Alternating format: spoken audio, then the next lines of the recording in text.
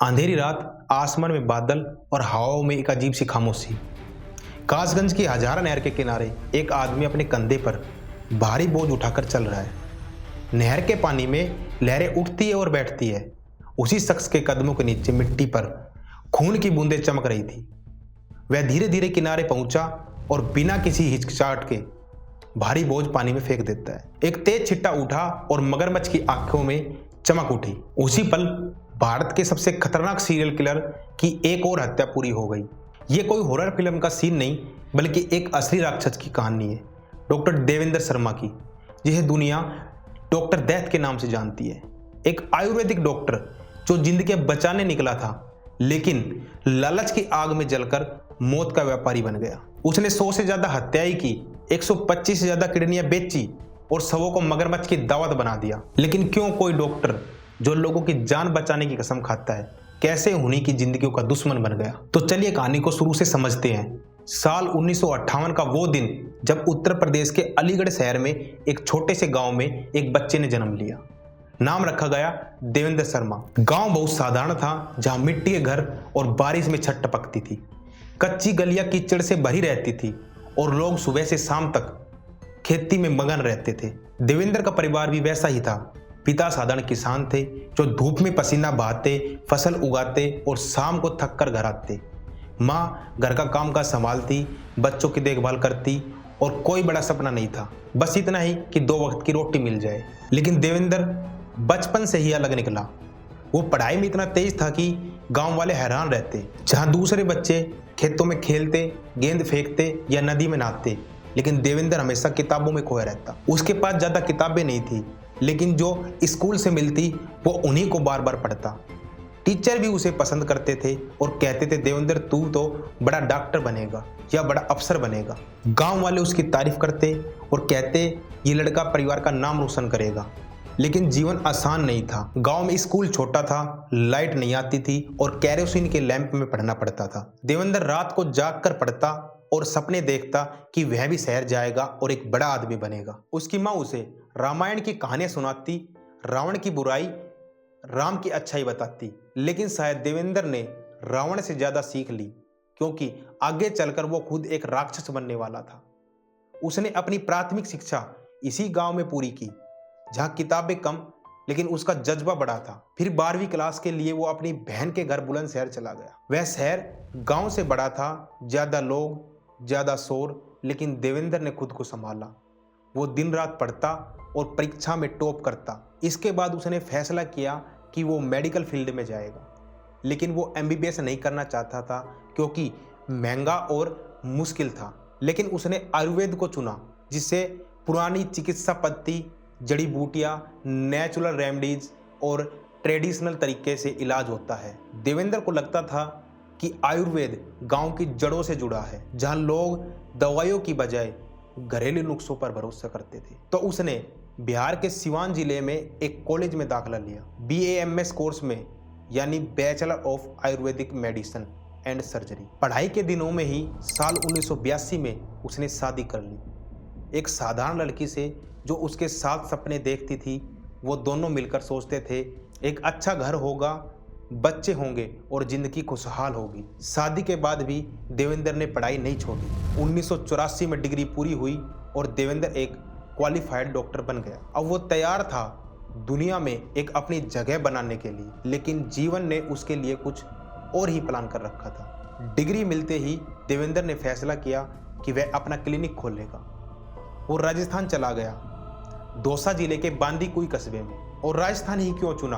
क्योंकि वहां आयुर्वेद की रूट्स बहुत गहरी थी। लोग ट्रेडिशनल इलाज पर भरोसा करते थे। उसने एक छोटी सी दुकान खोल ली और साइन बोर्ड लगाया, जनता अस्पताल। शुरू के दिन संघर्ष भरे थे, मरीज कम आते थे, कभी दिन भर इंतजार करना पड़ता था। देवेंद्र बाहर सड़क पर खड़ा होकर लोगों से बात करता, पर्चे बांटता कि आओ फ्री चेकअप करवाओ। धीरे धीरे उसकी मेहनत रंग लाई। लोग आने लगे, कोई सर दर्द, कोई पेट दर्द और कोई जोड़ों के दर्द की समस्या के साथ आया। देवेंद्र हर पल मरीज का ध्यान रखता, उनकी बातें सुनता और उनकी पल्स चेक करता, आंखें देखता और दवाइयां देता। चूर्ण, गाढ़ा, मालिश के तेल, उसकी दवाइयां काम करती। लोग ठीक होते और मुंह जवानी उसका प्रचार करते। देवेंद्र सुबह 8 बजे क्लिनिक खोलता और रात 8 बजे बंद करता। घर जाकर बीवी से बात करता, बच्चों को पढ़ाता। जीवन अच्छा चल रहा था, परिवार खुश था, कमाई बढ़िया और जीवन सम्मानजनक चल रहा था। लेकिन इंसान का लालच कभी रुकता नहीं। देवेंद्र को लगा कि क्लिनिक से इतने पैसे नहीं आ रहे, बच्चों की पढ़ाई महंगी हो रही थी, घर बनाना था, लग्जरी चाहिए थी। उसके दोस्तों ने आइडिया दिया कि गैस की एजेंसी की डीलरशिप ले ले, क्लिनिक के साथ चलेगी और डबल कमाई होगी। देवेंद्र ने सोचा यह सही विचार है। उसने अपनी सारी कमाई इकट्ठी की और 10 साल की मेहनत करीब 11 लाख रुपए उसने थापर चैम्बर नाम की कंपनी में लगा दी। उसे लगा कि अब वह अमीर बन जाएगा और एक्स्ट्रा बिजनेस की ग्रोथ होगी। लेकिन हुआ उसके विपरीत। जिस कंपनी में उसने पैसा लगाया वो फ्रॉड निकली। सारे पैसे लेकर भाग गई और देवेंद्र की दुनिया हिल गई। क्लिनिक बंद हो गया और कर्ज के बोझ में डूब गया। वो रात को जागता, सोचता कैसे भरपाई करूं और कैसे इन धोखेबाजों से बदला लूं। उसकी पत्नी उसे संभालती, समझाती, लेकिन उसके मन में आग जल रही थी, गुस्से, नफरत और बदले की आग। वो वापस अलीगढ़ लौटा, लेकिन अब पूरा ईमानदार डॉक्टर नहीं था। उसके मन में एक नया प्लान पनप रहा था, पैसा कमाने का, और वो भी किसी भी कीमत पर। और यहीं से शुरू हुआ उसके सीरियल किलर बनने का खौफनाक सफर। 1994 का वो साल जब देवेंद्र ने फैसला किया कि अब वो कानून की परवाह नहीं करेगा। इसी बीच उसने जयपुर, फरीदाबाद और गुरुग्राम जैसे शहरों में चल रहे किडनी ट्रांसप्लांट के धंधे के बारे में सुना। अमीर लोग किडनी खरीदते और गरीब बेचते, कभी लालच से तो कभी मजबूरी में। देवेंद्र डॉक्टर था तो उसके लिए इसमें शामिल होना आसान था। वो डॉक्टर अमित जैसे लोगों से जुड़ा जो रैकेट के सबसे बड़े खिलाड़ी थे। काम था गरीबों को टारगेट करना। देवेंद्र गांव में जाता, लोगों से कहता एक किडनी बेचो और लाखों कमाओ, दूसरी किडनी से जिंदगी चल जाएगी। कभी धोखा देता, कहता कि छोटा ऑपरेशन है। फिर अमीर मरीजों को ढूंढता, अस्पताल ले जाता, ट्रांसप्लांट करवाता। एक ट्रांसप्लांट पर 5 से 7 लाख रुपए आते, आधा दलाली, आधा कमीशन में जाते। फर्जी डॉक्यूमेंट का इस्तेमाल होता, अस्पतालों में गुप्त तरीके से ऑपरेशन होते। देवेंद्र ने 1994 से 2002 तक 125 से ज़्यादा गैर कानूनी ट्रांसप्लांट किए। पैसे की बरसात होने लगी, घर में नई चीज़ें आई, टीवी, एलईडी, फ्रिज, कार। लेकिन अब देवेंद्र का मन और लालची हो गया। वो सोचता ये रिस्की है, पुलिस पकड़ सकती है, क्यों ना कुछ और ट्राई करूं जहां सबूत भी न बचे। और यहीं से हत्याओं की दुनिया में वो कदम रखता है। वो उन गैंग से मिलता जो ट्रक और टैक्सी लूटते। यह सोचते कि ट्रक लूटो, ड्राइवर मारो और किडनी निकालो, ट्रक बेचो, तीनों तरफ से पैसा आएगा। उसने अपनी गैंग बनाई, उदयवीर उर्फ मकोय और राजू उर्फ रजवा जैसे साथियों को अपनी गैंग में मिलाया और जो पैसे के लिए कुछ भी करने को तैयार थे।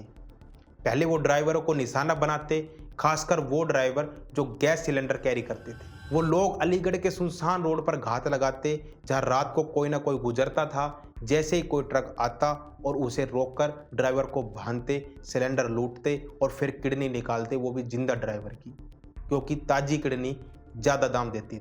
ड्राइवर रोते, चीखते, लेकिन देवेंद्र पर इसका कोई असर नहीं होता। वह अब दरिंदा बन चुका था। किडनी निकालने के बाद वो ड्राइवर को मारता, कभी गला घोंटकर तो कभी चाकू मारकर। लाश को कासगंज के हजारा नहर पर ले जाता, वो नहर जहाँ हजारों मगरमच्छ का साम्राज्य है जो लाशों को मिनटों में चट कर जाते। पानी में खून की लहरें, मगरमच्छ की लड़ाई, और इसको देखकर देवेंद्र मुस्कुराता। परफेक्ट कोई सबूत नहीं, ना कोई बॉडी मिलेगी, ना कोई केस बनेगा। ये सिलसिला महीनों चला। देवेंद्र को मजा आने लगा, जैसे कोई एडिक्शन। अब देवेंद्र ट्रक ड्राइवरों से टैक्सी ड्राइवरों पर शिफ्ट हो गया। वह दिल्ली, गुड़गांव, जयपुर से फर्जी नाम से टैक्सी बुक करता, कभी मुकेश खंडेला, कभी कोई और नाम से। और टैक्सी ड्राइवरों से कहता लंबा सफर है, हापुड़ या कासगंज जाना है, अच्छा किराया दूंगा। ड्राइवर खुश हो जाते और चलने के लिए तैयार हो जाते। फिर रास्ते में देवेंद्र अपने साथियों को बुलाता और किसी सुनसान जगह पर गाड़ी रुकवाता, बोलता टॉयलेट करना है। फिर उसके साथी हमला कर देते और ड्राइवर का गला घोंटकर मार देते या चाकू से मार देते। बॉडी हजारा नहर में फेंक देते और टैक्सी 20-25 हज़ार में ब्लैक मार्केट में बेच देते। देवेंद्र को अब पैसों से ज्यादा हत्या करने में मजा आने लगा। वो कहता गला घोंट के मारो, मुझे सुकून मिलता है, जैसे दुनिया की सारी टेंशन निकल जाती है। उसने 2002 से 2004 तक 100 से ज्यादा हत्याएं की, लेकिन उसने कबूल किया कि 50 की डिटेल याद है। उसके बाद उसे याद नहीं उसने कितनी हत्याएं की, क्योंकि वो कहता कि गिनने में नहीं, मुझे मारने में ज़्यादा मजा आता है। राजस्थान, हरियाणा, दिल्ली, यूपी हर जगह उसने शिकार की। ड्राइवरों के परिवार रोते रहते, पुलिस गुमशुदा की रिपोर्ट लिखती रहती, लेकिन कोई क्लू नहीं मिलता, क्योंकि बॉडीज मगरमच्छ खा जाते। लेकिन एक दिन किस्मत ने धोखा दिया, एक छोटी सी गलती और सारा राज खुल गया। साल 2004 जनवरी का महीना 18 तारीख, जयपुर रेलवे जंक्शन के बाहर डॉक्टर दैत ने अपना नाम डॉक्टर मुकेश खंडेला बताया और टैक्सी ड्राइवर चांद खां से उत्तर प्रदेश के हापुड़ जाने के लिए किराया पूछा। डॉक्टर ने कहा था कि मुझे अपने बीवी बच्चे जयपुर लाने हैं। टाटा सुमो ड्राइवर चांद खां चलने के लिए तैयार हो गया, लेकिन लंबी दूरी देखते हुए चांद खां ने अपने भाई शराफत खां को भी साथ ले लिया। जब टैक्सी दौसा पहुंची तो दोनों भाइयों ने सोचा कि वक्त लगेगा, इसलिए घर पर बताना सही रहेगा। ऐसे में दोनों ने एसटीडी बूथ से अपने अब्बा गफ्फार खां को फोन कर दिया और जानकारी दी कि हम अगले दिन लौटेंगे। कई दिनों तक दोनों भाई नहीं लौटे तो गफ्फार खां ने जीआरपी थाना में बेटों की गुमशुदगी की रिपोर्ट करा दी। जीआरपी के तत्कालीन थाना प्रभारी मंसूर अली के नेतृत्व में जांच शुरू हुई। सबसे पहले पुलिस ने फोन नंबरों को आधार बनाकर दौसा के महुआ स्थित एसटीडी बूथ पर पहुंची, जहां से गफ्फार खां के दोनों बेटों ने उन्हें कॉल किया था। पड़ताल में पता चला कि दोनों भाई के कॉल के बाद तीसरे शख्स ने भी इसी बूथ से कॉल लगाया था और ये कॉल यूपी के कासमपुर में चाय बनाने वाली महिला का नंबर था। पुलिस कासमपुर पहुंची और महिला से बात की। महिला ने पुलिस को बताया डॉक्टर देवेंद्र शर्मा ने उसके रिश्तेदार उदयवीर और राजू से बातचीत करने के लिए फ़ोन किया था। उदयवीर और राजू यूपी के अलीगढ़ के रहने वाले थे। जयपुर जीआरपी पुलिस ने शराफत खां और चांद खां की तलाश में देवेंद्र और उदयवीर को तलाशने लगी। इसी बीच यूपी के एटा जिले की गंगा नहर में 2 लाशें मिली। कई दिन पड़ताल के बाद लाशों की शिनाख्त नहीं हुई। आखिर एटा पुलिस ने दोनों का अंतिम संस्कार कर दिया और वही उनके पास मिले सामान व अन्य चीजों को सुरक्षित रख लिया। इधर जयपुर जीआरपी पुलिस को मार्च 2004 में 2 लाशें मिलने का पता चला। घड़ी, कंबल आदि से गफ्फार खां और दूसरे परिजनों ने शिनाख्त की कि ये सामान चांद खां और शराफत खां का था। गुमशुदगी का मामला अब हत्या केस बन चुका था। तत्कालीन आई हरिश्चंद्र मीणा के निर्देशन में पुलिस निरीक्षक मंसूर अली और सब इंस्पेक्टर महेंद्र भक्त सहित लगभग 1 दर्जन पुलिस कर्मियों ने एक टीम यूपी भेजी। कई जगह पड़ताल व दबिश के बाद उदयवीर और राजू को पुलिस ने धर लिया। पूछताछ में मुकेश खंडेला उर्फ डॉक्टर देवेंद्र के यूपी के जेल में होने का पता चला। जीआरपी ने देवेंद्र से पूछताछ की। सातिर ने कई झूठी कहानियां बनाई कि अलीगढ़ के एक परिवार के रंजिशों में दोनों भाइयों की हत्या हो गई। सच का पता नहीं लगा तो तत्कालीन एसपी डॉक्टर प्रसाखा माथुर के निर्देशन में गहन जांच चली। पुलिस ने रेलवे स्टेशन पर खड़े टैक्सी ड्राइवरों से बातचीत कर टैक्सी बुक करने वाले का हुलिया पूछकर उसका स्केच बनवाया। ये स्केच डॉक्टर देवेंद्र से मिलता जुलता था। इसके बाद सब इंस्पेक्टर महेंद्र भगत के नेतृत्व में पुलिस की टीम को यूपी भेजा गया। वहां डॉक्टर देवेंद्र शर्मा के साथ जेल में बंद काशी सावेश नाम के कैदी ने पुलिस की टीम को अलग से मिलने का इशारा किया। पुलिस की टीम जब उस कैदी से मिली तो उसने बताया कि डॉक्टर देवेंद्र शर्मा को डबल मर्डर के केस में गिरफ्तार किया गया है, लेकिन वह बेकसूर है। डबल मर्डर देवेंद्र और उसके साथियों ने करवाया है। वो यहाँ रोजाना पुलिस कर्मियों पर हंसता है, डिंगे हाँकता है कि उसने सिर्फ जीआरपी पुलिस को पागल नहीं बना दिया बल्कि अपने दुश्मनों का भी इलाज कर दिया। इसके बाद पुलिस टीम ने डॉक्टर देवेंद्र शर्मा से दोबारा सख्ती से पूछताछ की। इस बार डॉक्टर देवेंद्र शर्मा ने पूरा सच कबूल लिया। उसने बताया कि टैक्सी से यूपी के कासमपुर पहुंचने के बाद उसने अपने दोनों साथियों के साथ रजवा और उदयवीर को कार में बैठाया। रास्ते में डॉक्टर देवेंद्र और रजवा और उदयवीर ने टॉयलेट के बहाने हाईवे पर गाड़ी रुकवाई और पीछे सीट पर बैठे तीनों आरोपियों ने दोनों भाई चांद खां और शराफत खां का गला घोंटकर हत्या कर दी और शव को हजारा नहर में फेंक दिया। डॉक्टर देवेंद्र शर्मा ने बताया इससे पहले भी उनके साथियों ने यूपी व अन्य राज्यों से टैक्सी ड्राइवरों की हत्या की है। 100 मर्डर के बाद गिनती करना ही छोड़ दिया। ये मर्डर महज 2 साल 2002 से 2004 के बीच किए गए थे। डॉक्टर ने कबूला कि उसे गला घोंटकर लोगों को मारने में बहुत मजा आता था। वह शवों को हजारा नहर में फेंक देता, जहां मगरमच्छ उनके शवों को खा जाते और कोई सबूत नहीं बचता। इन दोनों भाइयों के शव बहकर एट्टा में गंगा नहर में आ गए। इस तरह डबल मर्डर का खुलासा होने पर जीआरपी पुलिस ने तीनों आरोपियों को गिरफ्तार कर लिया। वहीं पहले गिरफ्तार लोगों को छोड़ दिया गया। इस दोहरे हत्याकांड में कोर्ट ने डॉक्टर देवेंद्र शर्मा उर्फ मुकेश खंडेला और उनके दोनों साथियों उदयवीर उर्फ मकोय और राजू उर्फ रजवा को 2018 में आजीवन कारावास की सजा सुनाई। लेकिन इतना खूंखार अपराध करने के बाद साल 2020 के जनवरी महीने में डॉक्टर देवेंद्र शर्मा को जयपुर सेंट्रल जेल से अच्छे व्यवहार के नाम पर 20 दिन की पैरोल मिलती है। वो बाहर आता है, हुलिया बदलता है और भाग जाता है। पुलिस ढूंढती रहती है। वो दिल्ली पहुंचता है और एक विधवा से शादी करता है, प्रॉपर्टी का काम शुरू करता है। जुलाई 2020 में दिल्ली नारकोटिक सेल ने उसे पकड़ लिया और फिर जेल भेज दिया। फिर उसे तिहाड़ जेल में ट्रांसफर कर दिया जाता है, जहां वो आधा दर्जन केसों के लिए उम्र कैद और एक के लिए फांसी काट रहा था। लेकिन सिस्टम की नाकामी देखिए, जून 2023 में उसे फिर से 2 महीने की पैरोल मिल जाती है और वो अगस्त में वहां से फिर से भाग जाता है। पुलिस टीमें बनाती है, अलीगढ़, दिल्ली, जयपुर छान मारती है, लेकिन कोई क्लू नहीं मिलता कि वो कहाँ छिपा है। इस बार वह दौसा के गुढ़ा कटला गांव के रामेश्वर मंदिर में नाम बदलकर एक पुजारी का भेष बनाकर रह रहा है। प्रवचन देता है, रामायण का ज्ञान देता है, लेकिन अंदर वही शैतान है। लोग आयुर्वेद से इलाज करवाते हैं, गांव वाले उसे मानते हैं, यहाँ तक कि नेता भी उनके प्रवचन सुनते हैं।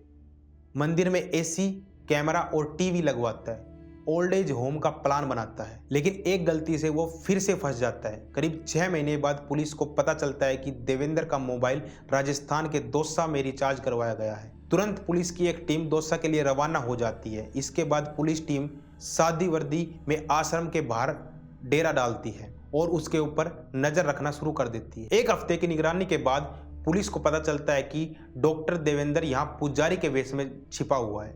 पुलिस का एक जवान भक्त बनकर उससे मुलाकात करता है और लगातार उस पर नजर रखता है। पुख्ता होने के बाद यह पुजारी ही सीरियल किलर देवेंद्र शर्मा है। अंततः 20 मई 2025 को पुलिस ने उसे गिरफ्तार कर लिया। फिलहाल वो जेल में अपनी सजा काट रहा है। दोस्तों, अब आते हैं देवेंद्र की साइकोलॉजी पर। आखिर वो ऐसा क्यों बना? साइकोलॉजिस्ट कहते हैं ऐसे लोग सोशियोपैथ होते हैं।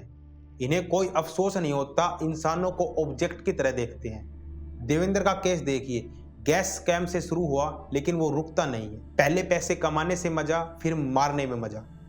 वो कबूलता है कि 50 से ज़्यादा हत्याएं गिनी, उसके बाद उसने गिनना छोड़ दिया, जैसे कोई गेम हो। उसके मेडिकल बैकग्राउंड ने उसे खतरनाक बना दिया। वह किडनी निकालना जानता था, बॉडी डिस्पोज करना भी। दोस्तों, ये कहानी सिर्फ एक अपराधी की नहीं, बल्कि लालच की भी है। देवेंद्र जैसे कई लोग जो छोटी गलती से बड़े राक्षस बन जाते हैं। उनके कारनामे से कितने परिवार बर्बाद हुए, ड्राइवरों के बच्चे अनाथ हुए, किडनी बेचने वाले गरीब परिवार बीमार हुए। लेकिन सिस्टम की कमजोरी भी नजर आती है। पैरोल मिलने पर भागना, दोबारा मिलना, फिर भागना। क्या कानून सख्त होना चाहिए? क्या पैरोल सिस्टम बंद होना चाहिए? सोचिए और सावधान रहिए। लालच की आग से दूर रहे, वरना अंजाम बुरा होता है। दोस्तों, ये तो केवल एक अपराधी की कहानी है। डॉक्टर डेथ जैसे ना जाने कितने अपराधी समाज में घूम रहे हैं, जिससे सावधान रहने की जरूरत है। दोस्तों, आपको क्या लगता है कि डॉक्टर देवेंद्र शर्मा सुधरेगा या फिर जेल से फिर से भाग जाएगा, नया प्लान बनाएगा? क्या कानून उसे रोक पाएगा? अपनी राय कमेंट बॉक्स में जरूर बताएं। सावधान रहिए, सतर्क रहिए। धन्यवाद। जय हिंद।